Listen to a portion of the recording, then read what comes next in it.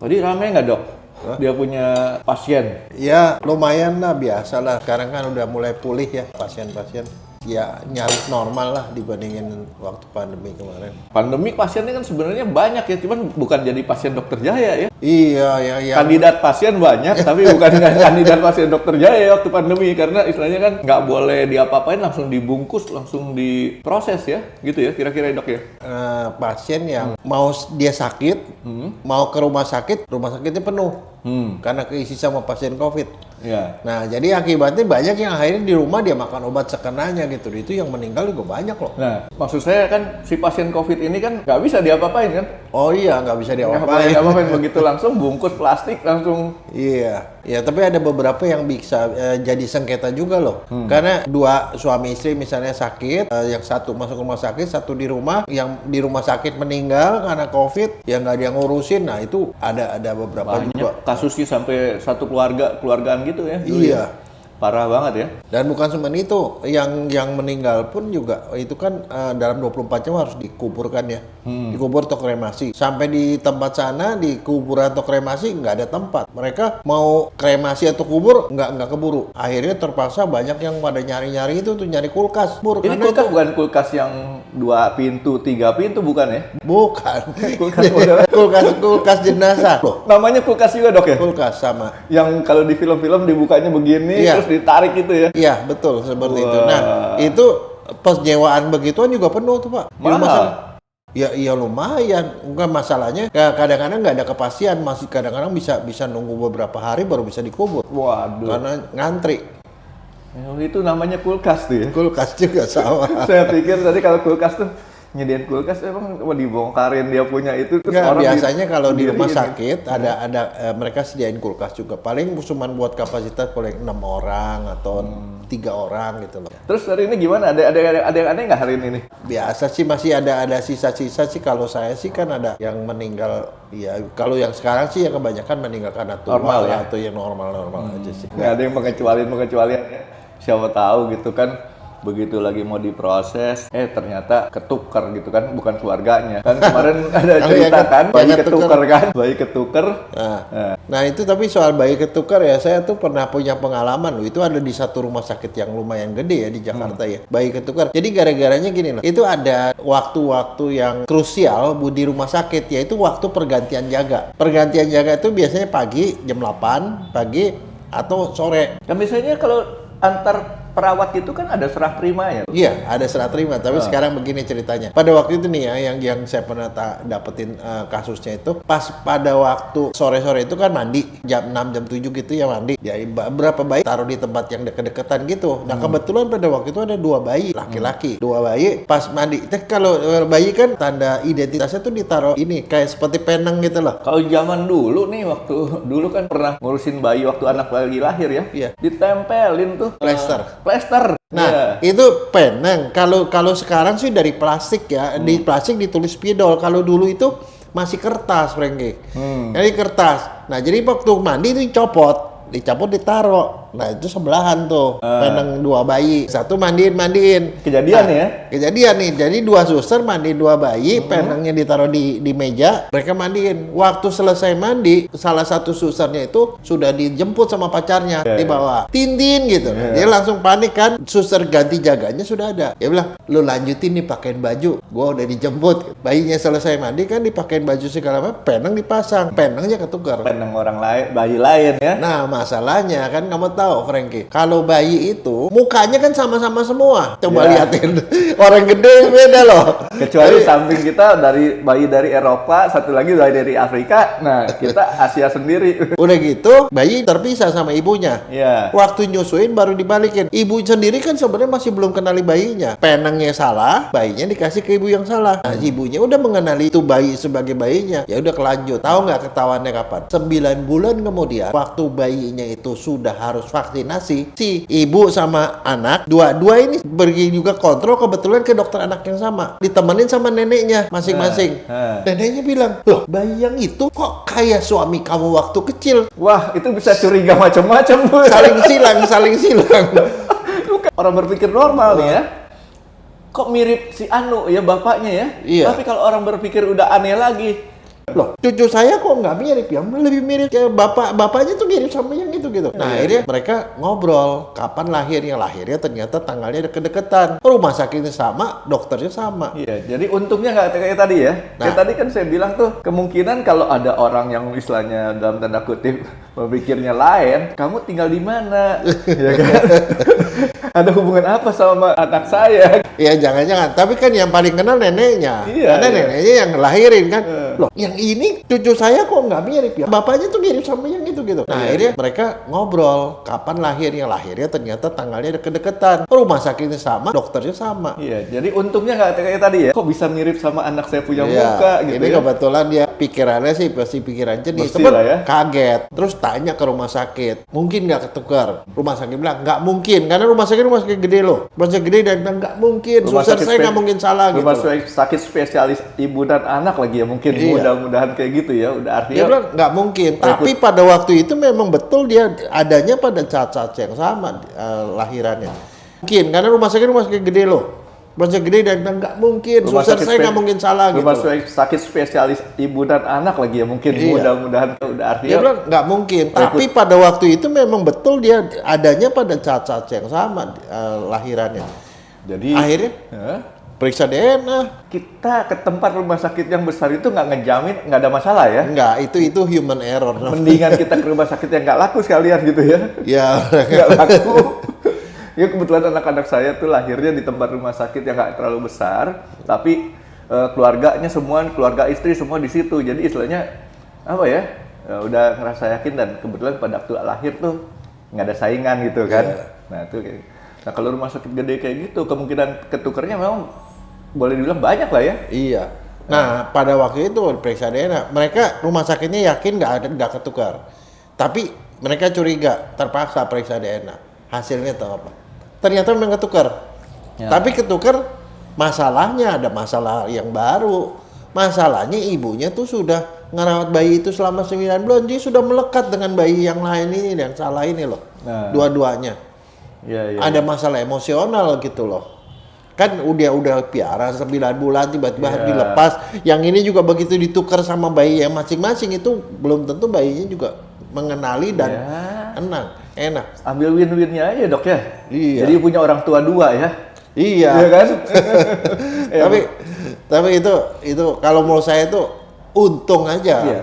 Ya kalau mohon maaf ya, kalau dalam kondisi dua-dua ekonomi orang tuanya sepadan lah ya, nggak ada yang dirugikan lah ya. Masalahnya ada masalah yang baru. Masalahnya ibunya tuh sudah ngerawat bayi itu selama 9 bulan, dia sudah melekat dengan bayi yang lain ini, yang salah ini loh. Dua-duanya. Ada masalah emosional gitu loh. Kan udah piara 9 bulan tiba-tiba harus dilepas. Yang ini juga begitu ditukar sama bayi yang masing-masing itu belum tentu bayinya juga mengenali. Nah, itu adaptasinya itu jadi lama. Untung juga keluarganya juga lumayan baik ya. Tapi Franky inget nggak kasusnya itu si Dewi sama Cipluk dulu waktu mungkin tahun 90-an loh, ada 2 orang ibu melahirkan yang sama, yang satu jelek mukanya, yang satu cantik. Nah semuanya tuh mengakui yang lebih cakep itu sebagai anaknya. Ya tapi kan nggak tahu ya, kita kan sebagai orang tua nih punya feeling nih. Ya kita sadar diri aja kalau muka kita kayak begini, muka si ibunya kayak gini kan nggak mungkin mukanya setahu-tahu kayak Angelina Jolie gitu kan ya, ataupun mukanya kayak Catherine Zeta-Jones gitu kan ya. Ya tapi kadang-kadang ada orang yang seperti serangga, Franky. Kenapa tuh serangga? Metamorfosis. Waktu kecilnya nggak begitu cantik, tahu-tahu jadi cantik gitu. Tapi bener loh, bener. Tetangga. Ini tetangga. Saya kan tinggal di Tebet dulu ya. Tetangga tuh kita udah ngeliat ada satu tetangga ini punya 2 anak. Oh. Yang satu kecilnya bagus, yang satu lagi biasa lah. Boleh bilang jelek. Tetapi begitu gedenya terbalik. Oh. Terbalik begitu gedenya kita liatin. Ini kan kamu si Anu ya? Bukan si Anu tuh itu. Loh.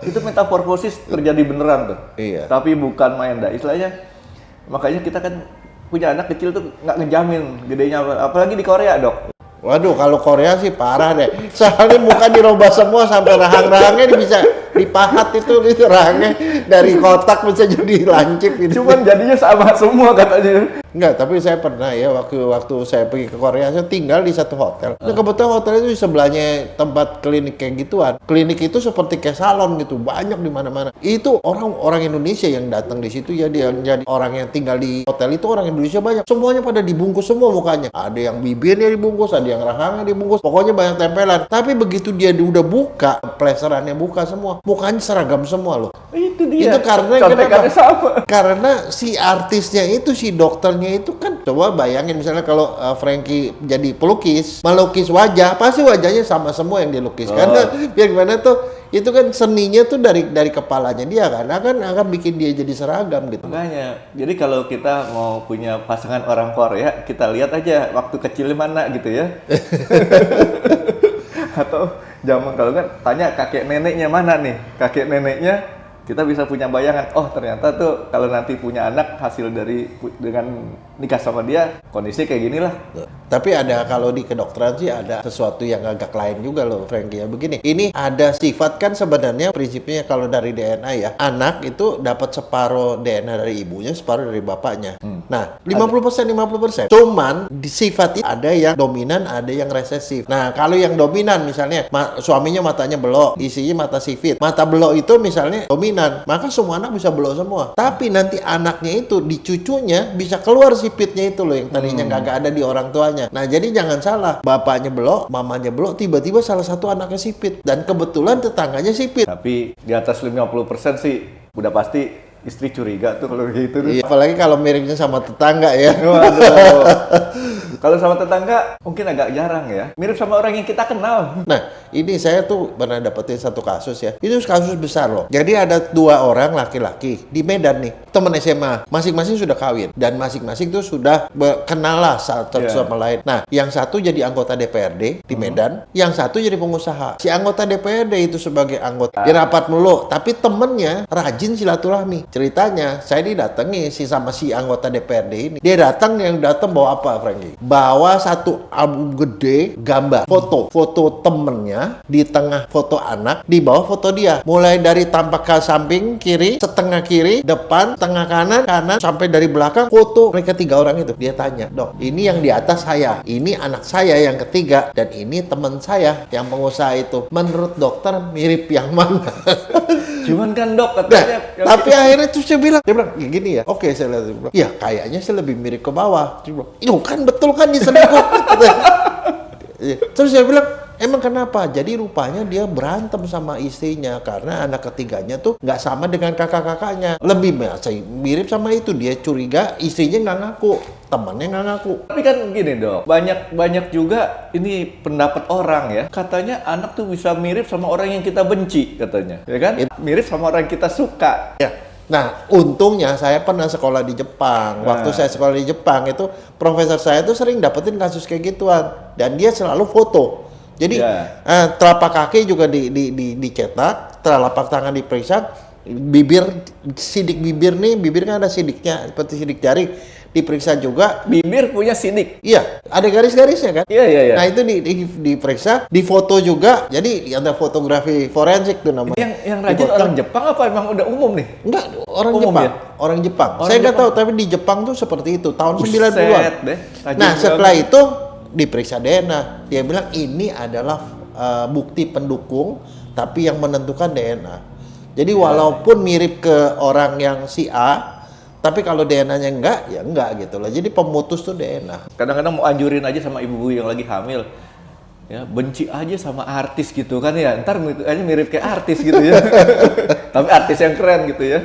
Nah, tapi walaupun DNA-nya beda kan yang penting udah untung duluan. Iya. Untung mulut aja mirip artis. Tapi saya selama ini sih ya tapi itu rada-rada aneh. Jadi dasar kecurigaannya itu karena foto gitu. Untuk kasus yang tadi dok gimana tuh? Akhirnya itu karena kasusnya udah sampai ke pengadilan dan itu ribut. Karena kenapa kamu, Frankie tahu ya kalau orang Medan itu kan masalahnya kawin tuh antara 2 marga. Jadi perkawinan tuh bukan 2 orang. Yang punya marga nih ya? Margali sama Margali, bukan? Iya. Kan itu kan marga dari marga ibu, marga bapak. Nah itu jadi 4 marga tuh berantem. Soalnya punya marga banyak nih kalau di Medan nih. Yang mata sipit beneran atau bukan yang mata sipit nih. Nah akhirnya tuh sampai ke pengadilan. Ke pengadilan karena dua-duanya nggak ngaku. Istrinya nggak ngaku, temannya nggak ngaku, akhirnya diperiksa. Periksa, jadi pemutusan, jadi pengadilan membuat putusan selah namanya. Heeh. Sebelum saya memutuskan benar apa enggak tuduhan tadi, pemeriksaan harus DNA. Nah, diminta saya, dan ternyata itu memang anak temannya. Iya.